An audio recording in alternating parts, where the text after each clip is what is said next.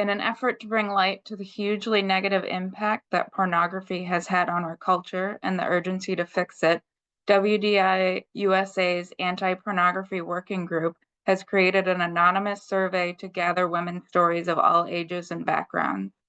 While we are focused on legislation in the US, we urge women of all nations to share their stories, as we hope these stories will be able to change minds worldwide and to help them pass anti-porn legislation in their respective countries.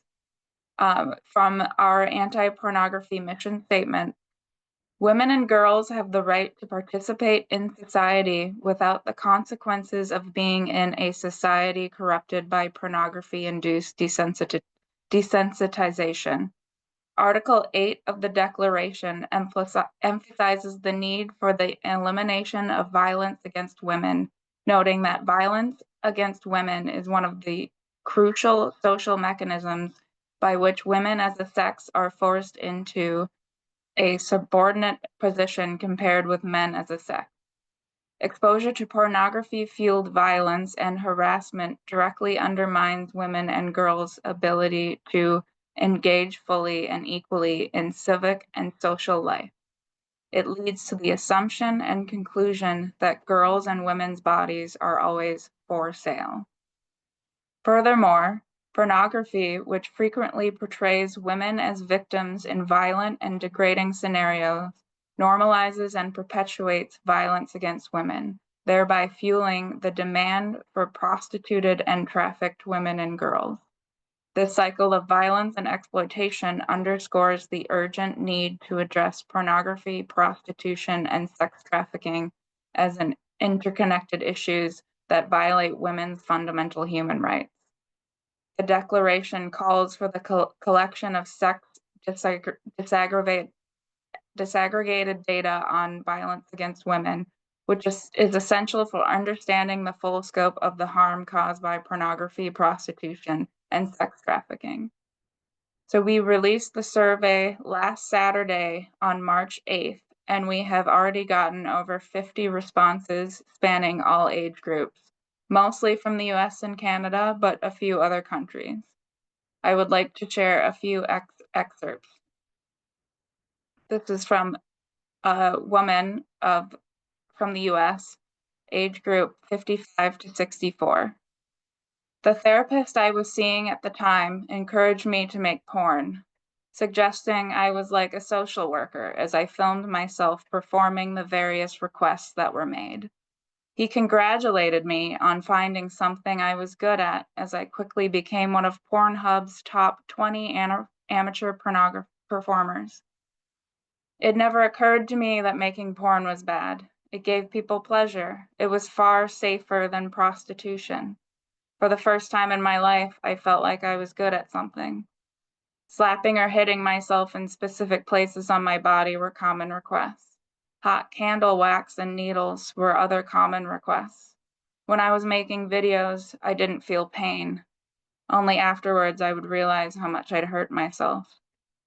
I started doing things I'd never thought I would do, things that could cause permanent damage to my body.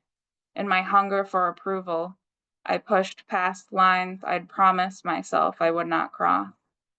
One of the most disturbing requests I got, and one which shook me out of my compulsion, was when a regular patron asked me to stick a light bulb as far into my vagina as I could, and then hit myself in the belly to shatter it, then pull out the bloody shards. It makes me shudder to this day thinking about it, and that I considered doing it. I realized these men didn't like me. They liked what I did for them. I no longer felt special and valued. I felt used. I felt scared. I felt ashamed. And most of all, I felt replaceable. I realized I was just a body. Porn reduces women to replaceable sexual objects.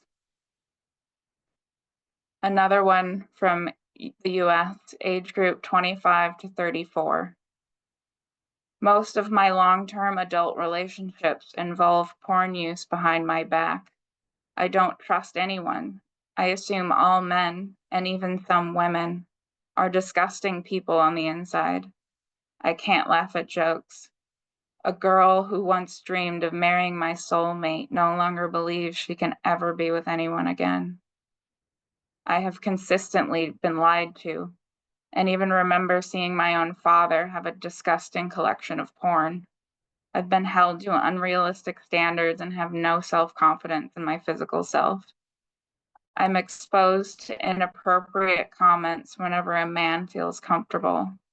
Porn is worsening the world and it breaks my heart. And finally, another one from the US, age group 18 to 24. I was sexually abused at the age of 5, so this has triggered being hypersexual from a young age. As a result, I would fall victim to sexually suggestive content on YouTube, specifically from channels that were made for children.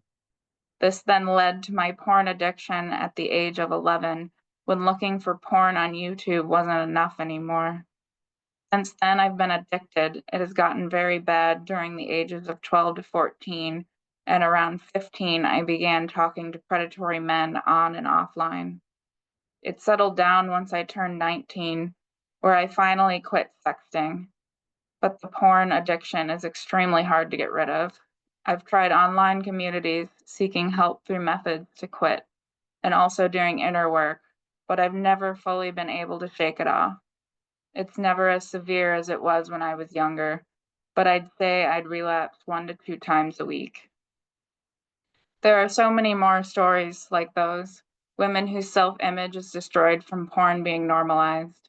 Women whose intimacy is damaged from either their own or more frequently their partner's use. Women who were coerced in participation through promises of love and appreciation.